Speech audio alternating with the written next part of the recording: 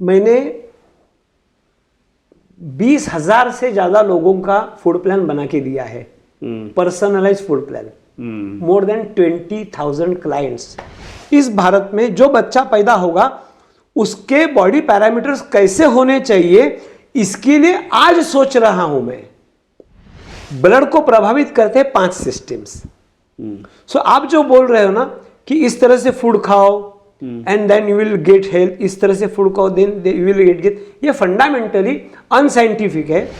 इस संसार में जो भी आपको दिखता है, सुनता है, समझता है, वो सारा पीएच से कनेक्टेड है।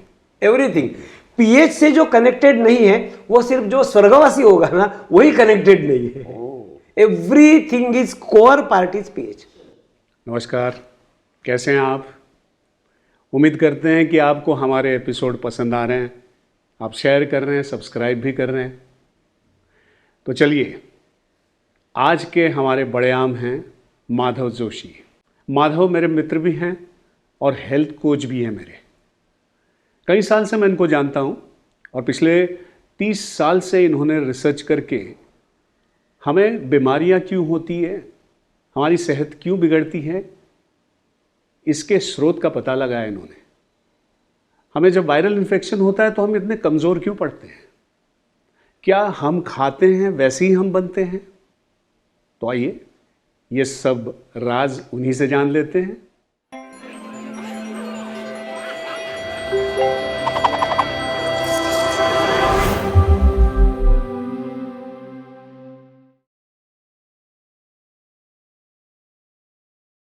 नमस्कार माधव जी। नमस्कार, स्वागत है आपका यहाँ। धन्यवाद। हमको बड़ी खुशी है कि आप आए यहाँ। हमें भी बहुत खुशी है। तो आपको जब भी देखते हैं या आपके बारे में जब सुनते हैं या आपके बारे में जो भी पढ़ते हैं तो हमको ये सामने हमेशा आता है कि 7.4 आपने किताब भी लिखी है। आपका ये 7.4 ये आपका ब्रांड जैसे लगता है। यस। ये 7.4 है क्या, ज़रा बताइए। I am brand ambassador of 7.4। Please बताइए ये है क्या। शायद आपके लिए 7.4 है आंकड़ा होगा, बट मेरे लिए वो जिंदगी है। Right no last around 30-40 years मेरी सारी जिंदगी 7.4 के इर्द गिर्द घूमती रहती है। तो आपको आश्चर्य होगा ये है क्या 7.4। बिल्कुल। 7.4 is basic pH value. Okay. PH ये संक्षिप्त रूप है उसका फुल है पावर ऑफ हाइड्रोजन। किसी भी लिक्विड के में हाइड्रोजन के जो आयन है उसकी संख्या कितनी होती है उस पर तय करता है उस वस्तु का पीएच कितना है। That is acidity, it is a marker of acidity. तो 7 पीएच है, मतलब वो जो लिक्विड है, जो भी द्रवण है, पानी है या कोई साइनोवियल फ्लूइड है या गैस्ट्रिक एसिड है, अगर 7 है उसका मतलब वो न्यूट्रल है। 7 के ऊपर है वो अल्कली है, 7 के नीचे है वो एसिडिक है। ओके। बेसिक, ये basic distinction about pH, what is acid, what is alkali. तो इसका हमारे से क्या लेना देना है? तो ह्यूमन ब्लड जो है उस ब्लड का पीएच, हेल्दी पीएच 7.35 टू 7.45 इस रेंज में माना गया है कि ये हेल्दी पीएच है। और ब्लड का पीएच माने शुद्ध रक्त का पीएच। बट ये सिर्फ मानव जाति के लिए, ये जानवरों के लिए, सबके लिए? Since I am a human being and I am working for human beings, मैं ह्यूमन बीइंग्स के पीएच की बात कर रहा हूँ। ठीक है। तो क्या फिर अगर 7.35 टू 7.45 अगर ये पीएच माना गया है हेल्दी, तो ये 7.4 कहाँ से आ गया? It is a matter of convenience. I can not every time से 7.35 टू 7.45 ये कहना भी बड़ी बेहूदी बात है ना। सो मैंने एक एम्पिरिकल फिगर उसमें एवरेज करके दिखा 7.4। 7.4 इज एम्पिरिकल फिगर, लेकिन कभी भी ये मत मानो कि ह्यूमन ब्लड, शुद्ध रक्त का पीएच हमेशा 7.4 ही टिका रहता है। It is a range, healthy range कहते हैं। और फिर सवाल ये उठता है कि उसका स्वास्थ्य से क्या लेना देना है, and why I am so much obsessed about this figure. ये जो 7.4 पीएच यानी कि खून थोड़ा सा अल्कलाइन होना चाहिए। उसके अल्कलाइन होने से उससे शरीर के अंदर जितने भी सिक्रीशंस तैयार होते हैं वो प्रभावित होते हैं। और वो जो सिक्रीशंस है उनके अपने अपने पीएच होते हैं, उनके 7.4 नहीं रहते हैं। फॉर एग्जाम्पल अगर हम गैस्ट्रिक जूसेस की कल्पना करें तो जो हाइड्रोक्लोरिक एसिड स्टमक में सिक्रेट होता है उसका पीएच, हेल्दी पीएच 1.5 2.5 के आसपास रहता है। So it is extremely acidic. Blood has to be alkaline, but that doesn't mean secretions of entire body should be alkaline. उनके अपने अपने हेल्दी पीएच रहते हैं। जैसे मूत्र का पीएच है, वीर्य का पीएच है। हम जो रोते हैं ना, तो जो रोते हैं वो आंसू का भी एक पीएच होता है। हमारी जो स्किन है, स्किन का भी एक पीएच होता है। घुटने में जो साइनोवियल फ्लूइड होता है उसका भी एक पीएच होता है।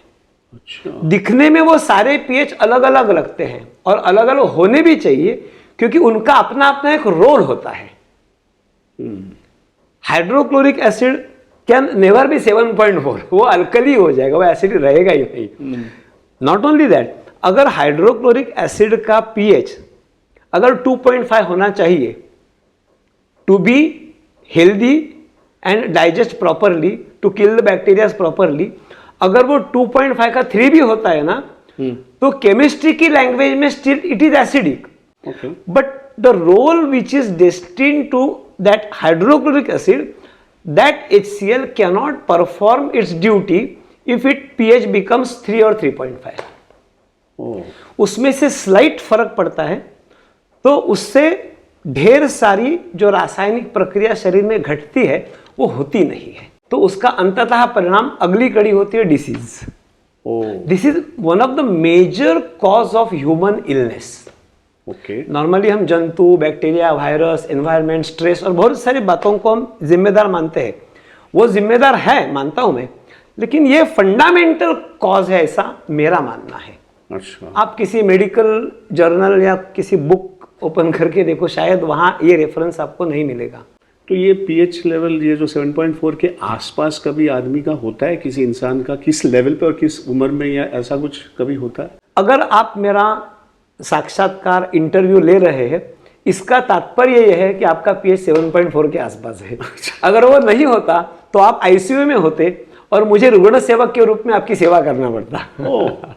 सो नॉर्मल जो लोग घूम रहे हैं आसपास, if you exist, if you exist, it means your pH is what ever it should be. अगर वो, अब ऐसा होता क्यों है? क्योंकि हमारे शरीर में see the beauty of the creation, creation की जैसे ब्यूटी है उसके लिमिटेशंस भी है।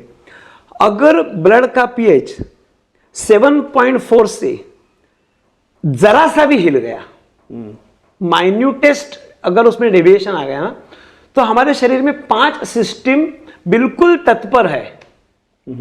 2 physical systems, 3 chemical systems, respiratory system है, यूरिनरी सिस्टम है, कार्बोनेट सिस्टम है, फॉस्फेट सिस्टम है, प्रोटीन सिस्टम है।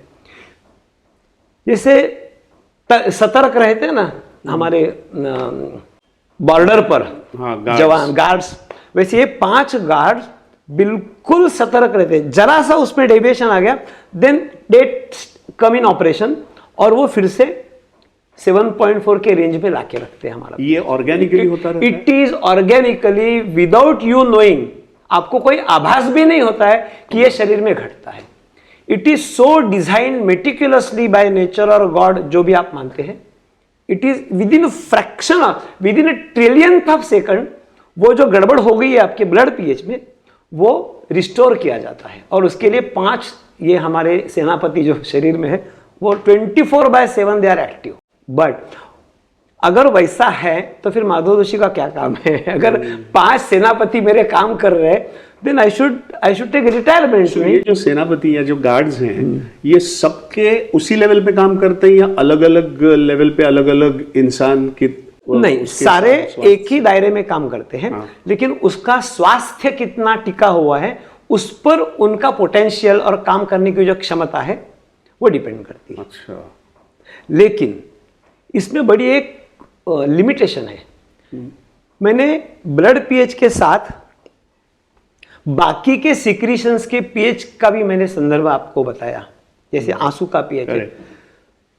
अगर ये जो पीएच है साइनोवियल फ्लूइड का हो या एसिड का हो, उसमें अगर गड़बड़ होती है तो वो रिस्टोर करने की कोई भी व्यवस्था शरीर में नहीं है। ओह, अच्छा। Absolutely we are vulnerable. So ये जो व्यवस्था है वो सिर्फ ब्लड पीएच और सिर्फ ब्लड पीएच के लिए ही डिजाइन्ड है। ओके। अगर आपका HCl का पीएच गड़बड़ा गया है तो you will feel indigestion, you will feel bacterial infection, and that will further get converted into acidity and may be converted into diarrhea and so many things. आप फिर उस पर कुछ तोड़ निकालने की सोचोगे, आज मुझे ये हुआ, एसिडिटी हुआ है, तो आप क्या करोगे? डाइजिन खाओगे। लेकिन वो गड़बड़ हुआ जो HCl का पीएच है वो रिस्टोर करने की कोई व्यवस्था हमारे शरीर में नहीं है, मतलब इनबिल्ट व्यवस्था नहीं है। ओके। उसके लिए आपको माधव जोशी की शरण में आना पड़ेगा। अच्छा, यस। तो ये है गुह्य, ये उसका गुह्य है। रहस्य क्या है? तो ठीक है, ये तो बात जान लिया हमने, समझ लिया कि चलो जो ऊपर से आया है वो तो है ही है। अब ये बताइए कि माधव जोशी क्या देते हैं और क्या डिफरेंस और क्या वो मतलब दुरुस्त करते हैं जहां पे वो तो आप पार्ट बी, सी और डी की बात कर रहे हैं, उस पर तो मैं बताऊंगा, उसी के लिए तो आया हूं। लेकिन इस बात की शुरुआत कहां से हुई ना, ये बहुत इंटरेस्टिंग है, and I would like to share from where it started. Please do that. In fact मैं मतलब आपको आज पिछले 30 साल से yes we know for a long, और हम जब मिले थे तब आप रेकी में थे। Yes, जब रेकी पहली बार इंडिया में आया, हमारे श्यामल दुर्वे जो रेकी मास्टर है, ग्रैंड मास्टर, उन्होंने लाया यहाँ देश में, और उसके बाद रेकी फैली, वो ये बहुत लोगों को मालूम भी नहीं है। और आप उस फाउंडेशन के वन ऑफ द क्या कहते हैं मेंबर थे जिन्होंने फाउंडेशन, रेकी फाउंडेशन शुरू किया था। बदलापुर में आश्रम था जहाँ पे मैं आया भी था, तो आपको मैं तब से जानता हूँ, तो वही समझ लेंगे। तो पहले आप बताइए कि रेकी करते करते आपको वहाँ ये कहाँ से आप ट्रांजिट हुए, कहाँ से आप? एक्चुअली रेकी तो बाद में आई मेरी जिंदगी में। हाँ, रेकी तो 1992 के बाद में मैंने रेकी की। अच्छा। और इसकी शुरुआत 1981 से हुई। तो मेरा संकल्प था कभी बीमार न गिरे। इसका क्या डर था आपको? या डर था, मुझे सुई से बहुत डर लगता है। वो जो इंजेक्शन की सुई होती है ना, वो उससे डर लगता है मुझे। I have not to go to doctor in my lifetime. I introspected in the year around 1984। तब जाके मुझे पता चला कि मैं स्वास्थ्य के 14 सब्जेक्ट्स में मिजरेबली फेल हुआ हूं। और मेरा संकल्प था कि डॉक्टर के पास नहीं जाना था। अब व्हाट वाज दैट फेल्यूर? वो फेल्यूर किस एरिया में था? I was suffering from chronic fatigue. लेकिन in those days I was suffering from chronic fatigue, मतलब 24/7, जिसको आजकल के लैंग्वेज में थकेला बोलते हैं ना, थकेला। सो आई वाज थकेला दैट टाइम। पर ये कौन सी उम्र की बात कर रहे हैं हम लोग? See I am 56 born and I am talking about 81। Okay, तो करो गणित। हाँ। So I was quite young that time. Yes, I was quite young. आप थोड़ा सा ओके। तो I was a थकेला because my hemoglobin was 12.5 और पुरुष का हीमोग्लोबिन 15 से 18 की रेंज में होना चाहिए। तो ऑलमोस्ट 3-3.5 पॉइंट मेरा हीमोग्लोबिन कम था। मेरे दोनों घुटने, you will not believe, I don't know whether हम रेकी सेमिनार में कभी बदलापुर मिले हैं कि नहीं, मैं कभी नीचे जमीन पर बैठने की हिम्मत नहीं करता था। नहीं, मुझे नहीं मालूम। बिकॉज ऑफ नी पेन मेरे घुटने 1984 में डिजेनरेटेड थे। जो मैं बोल रहा हूँ ना, 14 सब्जेक्ट में मैं फेल था, तो ये 2 सब्जेक्ट हो गए। उसकी सूची बड़ी लंबी है। मुझे लंबर स्पॉन्डिलाइटिस है। उस समय डॉक्टर ने मुझे बोला था झुकना नहीं। Even I am not suppose to jump. अब ये जो कुर्सी पर बैठे हैं ना, 1-1.5 फीट हाइट की होगी, इतने हाइट से भी मैं जंप नहीं मार सकता आज भी। अच्छा। उस समय भी, because my L5 and S1 में थोड़ी समस्या है। Now it is recovered to the extent of 90%, but not structurally recovered. 7.4 की खूबियां जैसे मैं आपको बताऊंगा, वैसे उसके लिमिटेशन भी बताऊंगा। उसमें से ये लिमिटेशन एक है, we have immense potential to create regeneration in our body.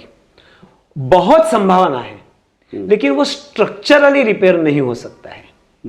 That apart, ये तो मुद्दा मैंने आपको बोल दिया। तो I will go back to 1984 please. तो कमर में दर्द था, घुटने में दर्द था, क्रॉनिक फटीग था, acidity, 24/7 acidity.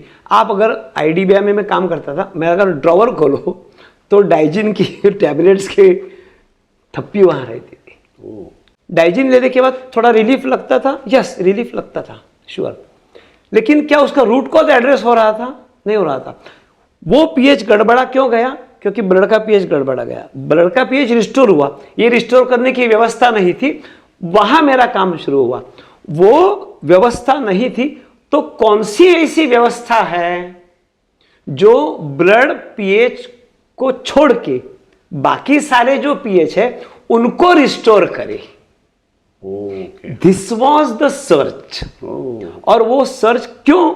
Because of acidity, because of hair fall, because of घुटना दर्द, बिकॉज ऑफ कमर दर्द, मेरा ट्राइग्लिसराइड ज़्यादा था, मेरा फैट परसेंटेज ज़्यादा था, मेरा प्रोटीन परसेंटेज कम था, मेरे शरीर में पानी की मात्रा कम थी।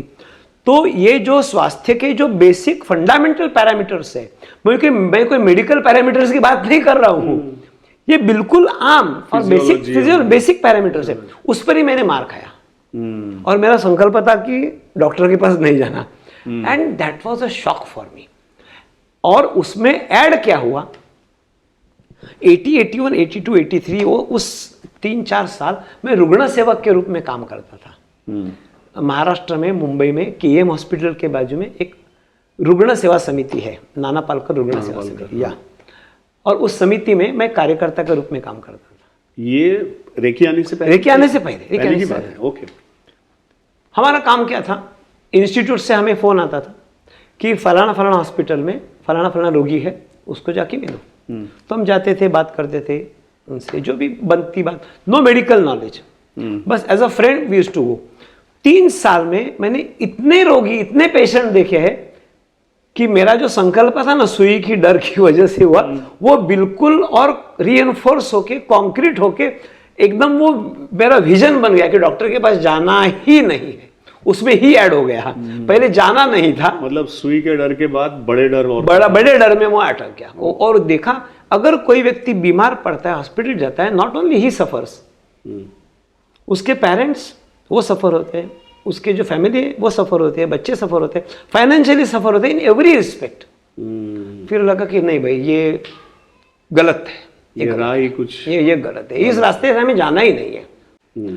और 1984 से लेकर 2005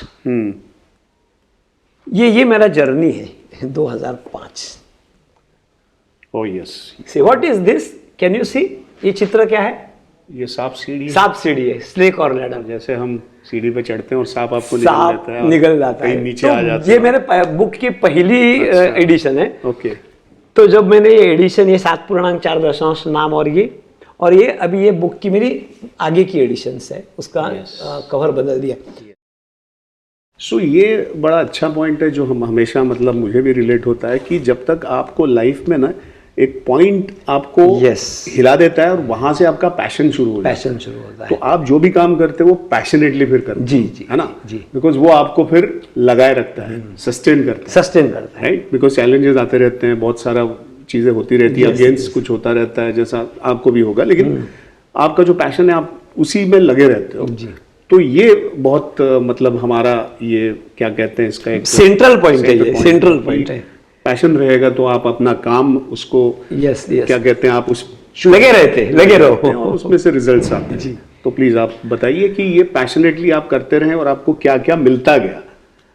जब मैंने वो ट्रांसफॉर्मेशन अनुभव किया, वो ट्रांसफॉर्मेशन अनुभव करने के बाद मैंने क्या पाया, उसके पहले मैंने कैसे पाया उसका सूत्र मैं आपको बताता हूं। मैं बैंक में काम करता था उस समय,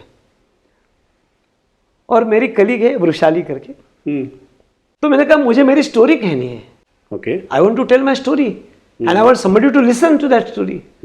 तो तुम्हारे पति को भी बोलो, और मनोहर उसके पति का ना, और तुम आ जाओ स्टोरी सुनने को। लेकिन मैं स्टोरी सुनाता हूं, लेकिन उसका चार्ज पड़ता है, फोकट में स्टोरी नहीं सुनाता। तो वो भी आईडीबीआई में? नहीं, उसका पति दूसरी जगह। नहीं, Vrushali, she was in IDBI, she was IDBI colleague, okay, senior to me.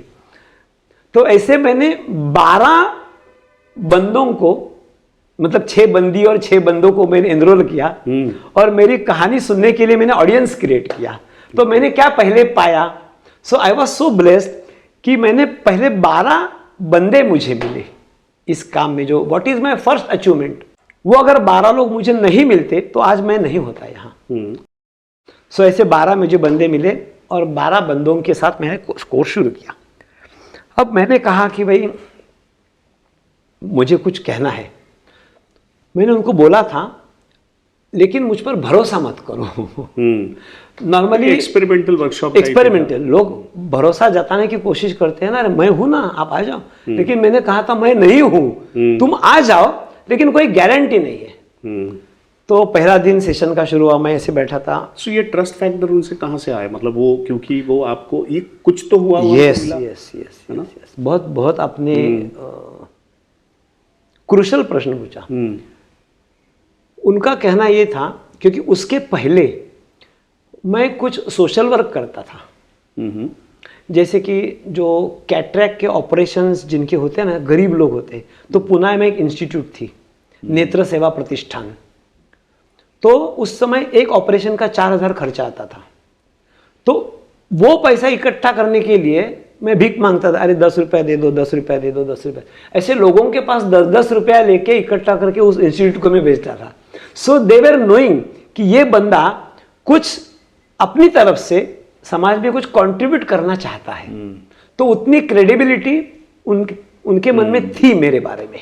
Correct. Health diseases के बारे में तो चर्चा करेंगे ही हम, लेकिन इसके पीछे जो व्यक्ति है वो कैसे खिलता गया, that is also absolutely related to the work, because that has affected me and my work. इसलिए ये कोई स्टोरी कहानी नहीं है, it is how it has flow finally resulted into the work. ये ऑर्गेनिकली कैसे बनी है। तो ये बहुत इंपॉर्टेंट होता है लाइफ में कि आप जब ट्रस्ट कमाते हो ना, जी जी, ये आसानी से नहीं मिलता। और जब कमाते हो तो फिर लॉन्ग लाइफ रहता है।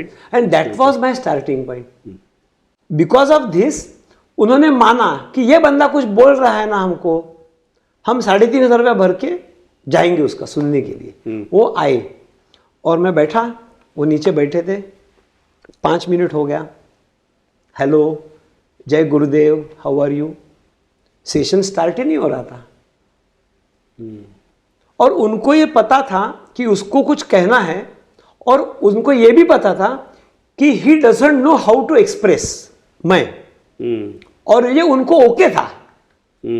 वो बोला अगर 7 दिन हमको, आप ऊपर बैठो हम नीचे बैठे, 7 दिन भी अगर हमको यहां रुकना है इंतजार करने के लिए, हम 7 दिन भी इंतजार करने के लिए राजी है। ये तो आपके डेडिकेटेड होते, मतलब कंप्लीट। Yes yes yes.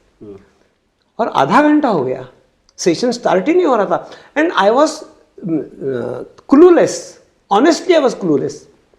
इतने साल से जो मैंने मेरे दिमाग में जमा किया था ना, तो आई वॉज नॉट क्लियर शुरुआत कहां से करें।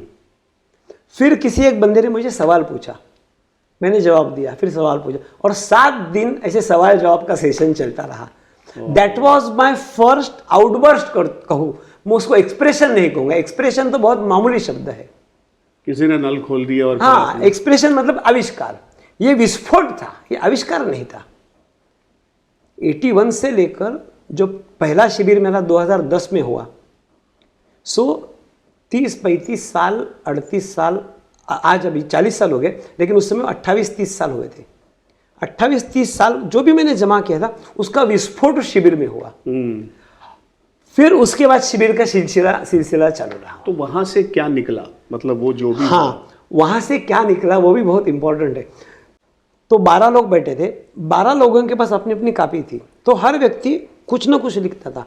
When evening session was over, सारे लोगों की जो नोटबुक्स है मैं इकट्ठा करता था, और उसने क्या लिखा है, इसने क्या लिखा है, इसने क्या लिखा है, सबके पॉइंट्स जोड़ के उस दिन के सेशन में मैंने क्या कहा वो सूचीबद्ध करता था।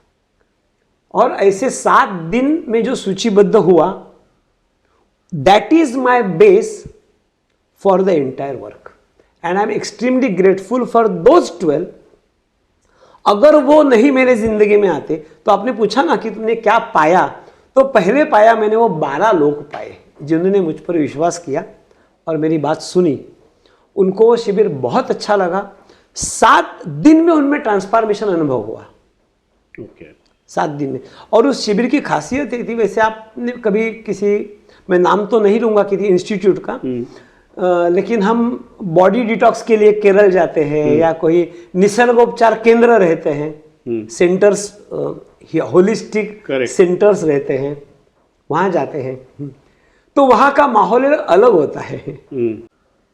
यू विल नॉट बिलीव, आप विश्वास नहीं करोगे, नॉर्मली जो ऐसे स्वास्थ्य शिविर रहते हैं ना, तो सुबह वो 4:30 बजे उठते हैं, कुछ प्रार्थना होती है, फिर कुछ एनिमा वगैरह जो प्रोसेसेस होती है वो होते हैं, शाम को सत्संग होता है, ओंकार ध्यान होता है। बेसिकली मेरा नेचर वैसा नहीं है, I do not belong to that cult. तो टाइम पास कैसे करें, 24 घंटा तो मैं बात नहीं करने वाला हूं, तो मैंने वहां एक टीवी ला के रखा था। तो ना वहां सत्संग होता था, ना वहां ध्यान होता था। ईट ड्रिंक एंड बी मेरी, ये मेरा बेसिक प्रिंसिपल है, खाओ पियो ऐश करो। एक बंदे ने मुझे पूछा, क्या सर जब हम शिविर उस दिन का जब हम कंक्लूड करते हैं तो क्या हम ओंकार का जप करें? किसी भी योगा सेशन का जब कंक्लूजन हो 3 बार ओंकार का जप करते हैं। तो मैंने पूछा नहीं करेंगे। उसको बहुत धक्का लगा कि ओंकार का जप क्यों नहीं, क्या तुम एंटी ओंकार हो क्या?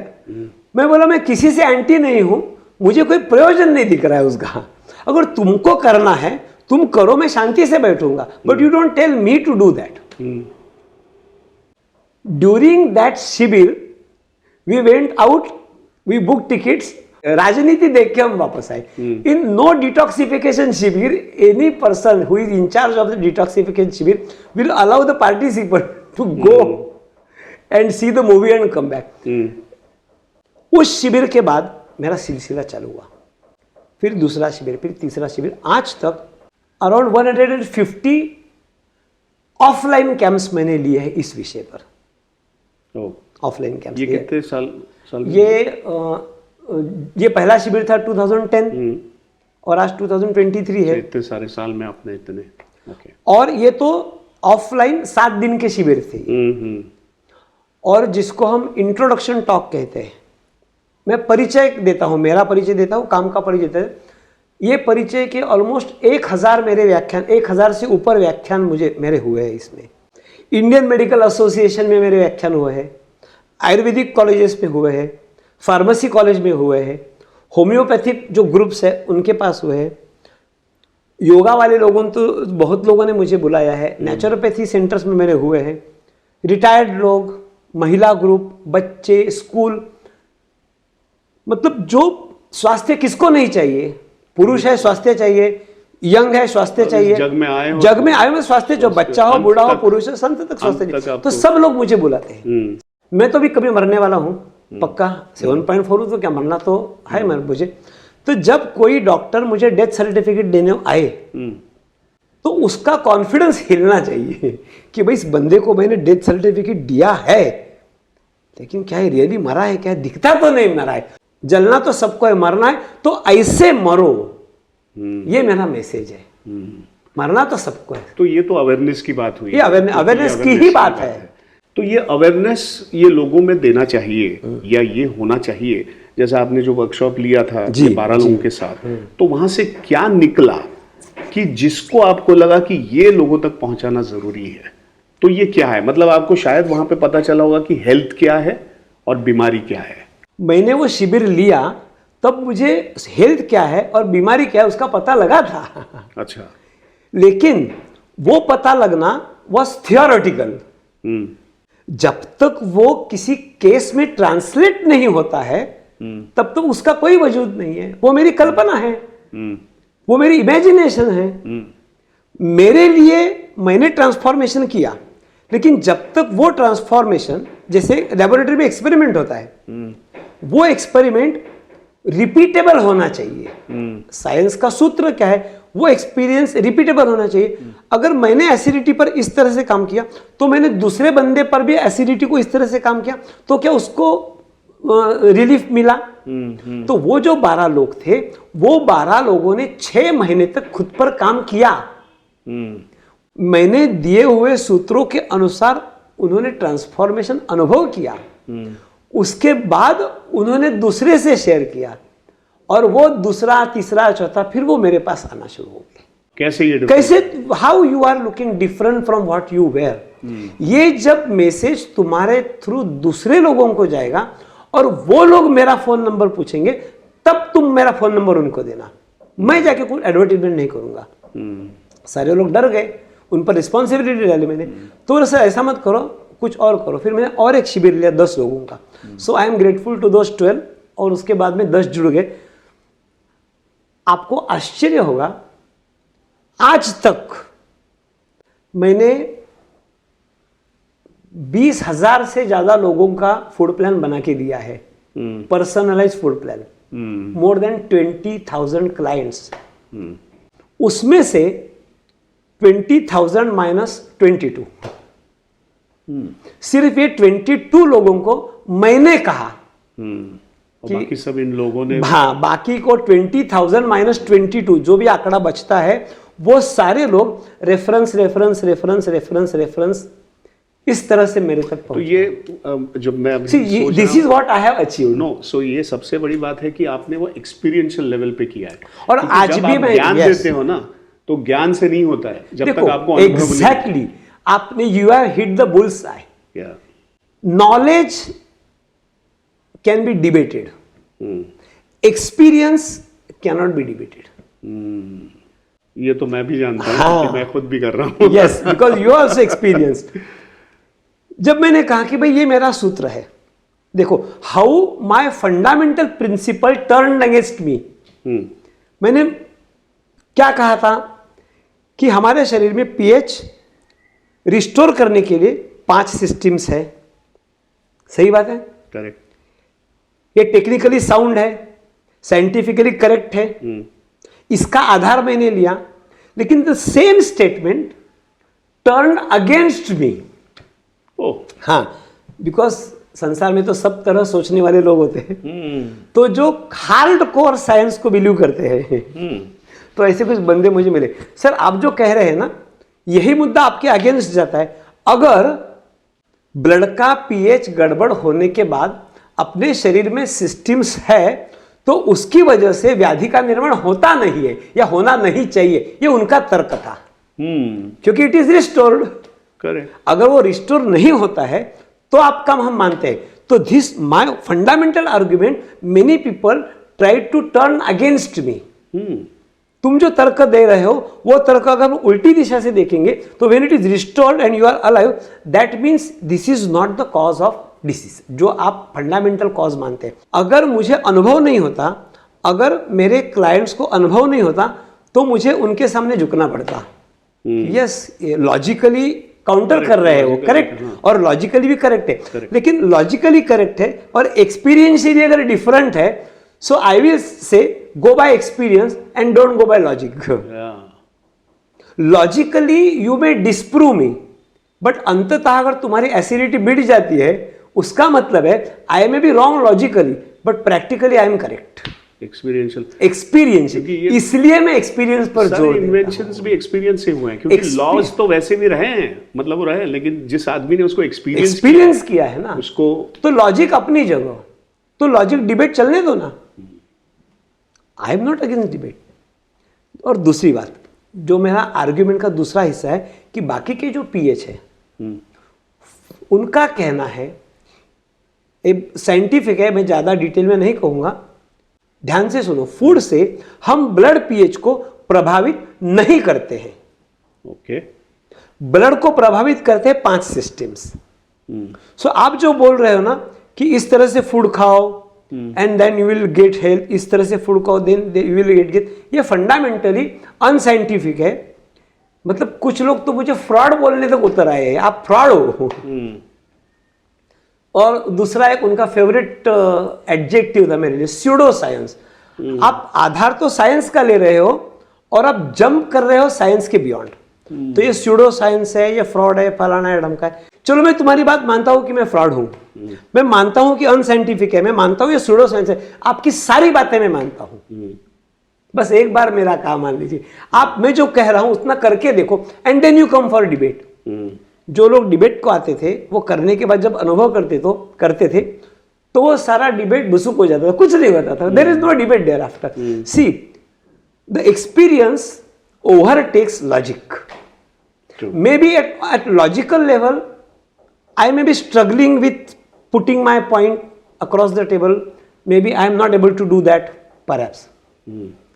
लेकिन मेरा कहना है कि मेरी बात मानो, समझो, करके देखो ना। तो आपका अभी जो भी मिशन है वो एक्सपीरियंस बेस्ड और जो भी आगे जो पार्टिसिपेंट्स या आपके जो ट्रेनर्स जो आप क्रिएट कर रहे हैं उनके जो एक्सपीरियंस है उस पर ये बड़ा हो रहा है। तो ये अनुभव से जब आता है तो ऑब्वियसली कन्विक्शन होता है। लेकिन कन्विक्शन के लिए ना, conviction is second stage, clarity is first stage. Obviously correct. 4 stages है, clarity, conviction, cooperation and culture. इसको जरा आप थोड़ा विस्तार से समझाएंगे? कैसे, मतलब ये how I am correlating this. Clarity क्या है, किस बारे में क्लैरिटी? पहला वो हम सोचें, किस बारे में क्लैरिटी? मेरे काम का ये सूत्र है। पहले 4 पढ़ा है, उसमें से जो क्लैरिटी है उसमें 4 हिस्से हैं। एक क्लैरिटी एनाटॉमी, आपको सही एनाटॉमी मालूम होनी चाहिए। दूसरा, सही फिजियोलॉजी मालूम होनी चाहिए। तीसरा, न्यूट्रिशन का क्या रोल है मालूम होना चाहिए। और चौथा, ड्रग्स शरीर में कैसे काम करते हैं ये मालूम होना चाहिए। मैं मेरे क्लाइंट्स की बात नहीं कर रहा हूं, मैं मेरे ट्रेनीज की बात कर रहा हूं, जिसको मैं ये हैंडओवर कर रहा हूं आगे के कमिंग डिकेड। तो ये 4, तो क्लैरिटी के 4 हिस्से हैं। कन्विक्शन मतलब मुझे ये करना है और मुझे ये करना ही है। वो जो ही ऐड होता है ना, उसको मैं कन्विक्शन बोलता हूं। Clarity plus experience turns into conviction. एक बंदे का मैं उदाहरण देता हूं आपको। पूना का लड़का है, he was suffering from many disorders, उसमें से एलर्जी एक डिसऑर्डर थी, एलर्जी। सो ये एलर्जी पीएच लेवल से रिलेटेड है या नहीं है? इस संसार में जो भी आपको दिखता है, सुनता है, समझता है, वो सारा पीएच से कनेक्टेड है। एवरीथिंग। पीएच से जो कनेक्टेड नहीं है वो सिर्फ जो स्वर्गवासी होगा ना, वही कनेक्टेड नहीं है। Everything is core part is pH. That may not be the only part, but definitely वो कनेक्टेड है। सॉरी, अब एलर्जी की बात करें। वो पेशेंट और वो डॉक्टर एक एलर्जी से बाहर निकलते निकलते उनकी जिंदगी निकल जाती है, थक जाते हैं, लेकिन वो एलर्जी पर काम नहीं होता है। करेक्ट। और लोग अलग अलग पैथीज भी, हाँ, वो तो करते ही है, सब करते हैं। होम्योपैथी किया, फलाना किया, ढमका किया, वो क्या। ये बंदे ने मेरी शरण में आ गया। उसको मैंने फूड लिख के दिया। 3 महीने में उसकी डस्ट एलर्जी गई, उसकी पेट एलर्जी गई, and now he is free of allergy with in 3 months। Wow. In spite of ये सारे बाकी सारे प्रयत्न किए उन्होंने अलग अलग तरह से। अंग्रेजी में कहते हैं नो स्टोन लेफ्ट अनटर्न्ड, कुछ भी बाकी नहीं रखा था। अब 55 की उम्र का व्यक्ति कुछ ना कुछ तो किया ही होगा ना उसने। Nothing worked. सो लोगों को समझने के लिए आपने क्या बदल किए उसके खाने में और क्या पाया जिसको आपको लगा कि इसको बदल होने चाहिए? उसका 12 किलो वजन कम हुआ, एंड विदाउट टारगेट। आजकल आप एडवर्टाइजमेंट देखते हो ना, 5 किलो वजन कम करना है, 10,000 रुपया लगेगा, हस्बैंड वाइफ साथ में आओगे तो 8,000 में होगा। सो ऐसा होता है संसार में। मेरा टारगेट ही नहीं है वो, और मेरा टारगेट है भी नहीं वजन कम करना। वजन कम हुआ, स्किन इंप्रूवमेंट, बहुत सारा कुछ हो गया। अब किसी भी जो बंदी, उसकी जो बंदी है नॉर्मली, वो अगर उसको कुछ कहने जाता ना तो वो रेजिस्ट करेगी। अरे क्या कुछ भी कुछ का सुन के आता है, मुझे अक्कल सिखाता है। When she started experiencing, फिर वो उसके थ्रू मुझसे कनेक्ट हो गई। Now I am shifting my focus from clarity to conviction to cooperation.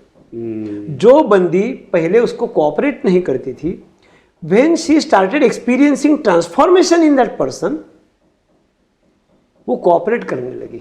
हम्म, फिर उसका लड़का भी है 20-25 साल का, वो बोला माँ भी बदल गई, बाप भी बदल गया, लड़का बोलता है मुझे भी दादा से मिलना है। And one fine day that person, his wife, उसका बच्चा, तीनों मिलने को आए। सो हाउ दिस, अगर वो मुझसे डिबेट करते रहते हैं ना सिर्फ अक्रॉस द टेबल, जिथे मराठीमध्ये कहते हैं ना हस्तिदंती मनोऱ्यातील चिंतन, नो चिंतन, कोई चिंतन करने की जरूरत नहीं, चिंता करो। सो क्लैरिटी, कन्विक्शन, कोऑपरेशन, और ऐसे जब फैमिलीज बनते जाएंगे तो उससे सोसाइटी बनेगी, उसको कहूंगा मैं culture, then it becomes a culture. मेरा मनसा ये है कि ये 7.4 का जो एक स्पेक्ट्रम है वो इस भारत का कल्चर बने। ये आपका मिशन, ये मिशन है, ये मेरा मिशन है। आज से 200 साल बाद इस भारत में जो बच्चा पैदा होगा उसके बॉडी पैरामीटर्स कैसे होने चाहिए, इसके लिए आज सोच रहा हूं मैं।